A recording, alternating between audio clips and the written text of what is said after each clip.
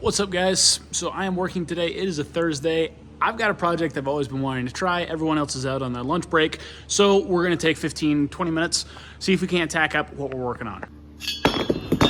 Okay, so the idea is to make a rocket stove. Now, if you guys aren't familiar with a rocket stove, it's kind of a cool concept where you have a burner that uses the suction of the combustion of the fuel itself to pull in more air and pull in more fuel, and so it ends up shooting a flame up out the top of the chimney. Now there's going to be a little bit of a feeder tube down here that we're going to attach this down to. The only thing is 9 times out of 10, I've seen these made out of either 2-inch or 4-inch square tubing when they've been used in tubing. There's a couple other designs that you can use. Some people will just drill a couple of holes in a stump. So I'm really curious if I can make a miniature one of those because it's kind of cute and I want to see if it'll work. So we're going to turn on some tunes, we're going to blast away with some angle grinders and some welders, and we're going to see what we can do.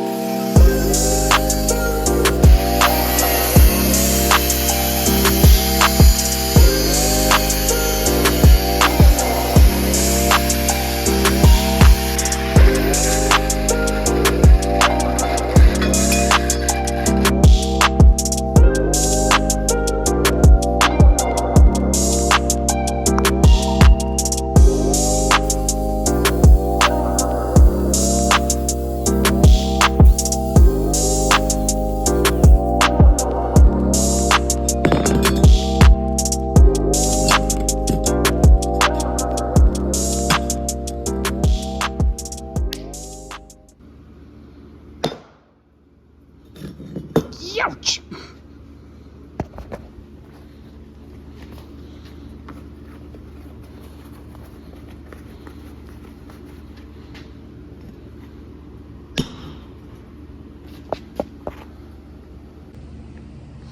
Behold, I made a thing. I mean, obviously we have to test it. Like, come on, we can't just weld something weird up and then not light a fire. This is how blacksmiths start fires. I'm not a blacksmith anymore, at least I'm not currently. But you take wood and a hammer and you make smaller bits of wood.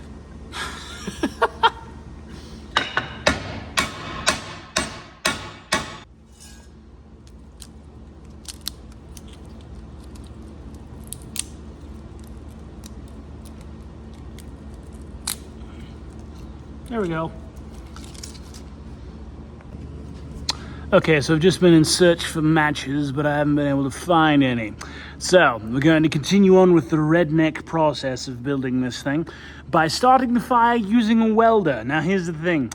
Welders and wood normally don't mix. You see, you can't arc a welder on wood, but when you do use a welder, it makes molten hot metal, which can, in fact, start wood on fire.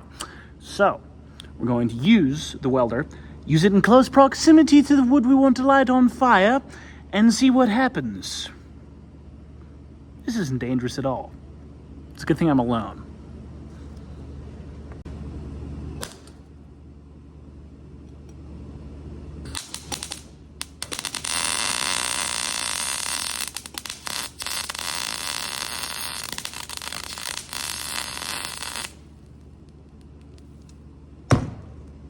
Aha! I have made fire. Now the fire goes in there. Then take some more of this wood and gently place it inside. And we see if it goes out. Is there still flame? Yes, there's still flame. You probably can't see that very good, but I can see it. And there is in fact flame. Now we see if the principle continues to work. There is smoke. We have smoke going up.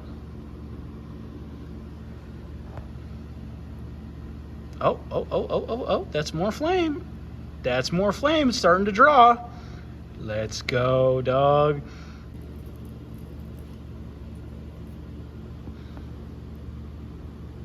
Now you see, the concept of a rocket stove is pretty simple. It's self-feeding because, you know, those are going to be gravity driven down further into the fire, but it doesn't direct any heat, well, at least not a ton of heat, up the side chamber. It directs it all up. It's already quite warm on top there. I can't really hold my hand over there for very long without it getting a bit singy. All right, you guys. I consider that a complete success for a 20-minute break on my lunch break to make something fun. Was it the best welding I've ever done? No. Was it the most precise build I've ever done? Absolutely not. Did I enjoy it? Yes, I did. If I was going to change anything about the design, I would drill a hole down at the base so that the flame can have a little bit more oxygen to let it burn just a little bit faster, because it did burn, and it burned quite well. It was burning very slowly, which is also kind of one of the fun aspects of rocket stoves, is that it normally doesn't eat up a bunch of fuel. It's very, very, what shall we say, efficient heating. Not necessarily for a large area, but for a very small area where you could, you know, stick a pot, pan, cook. Some people have called a version of a rocket stove a hobo stove. There's fun things that you can do with them. If you guys want to buy this one, hit me up in the comments below. I'll send it to you. Maybe I'll send it to you for free. Thanks for watching, you guys. Have a good one.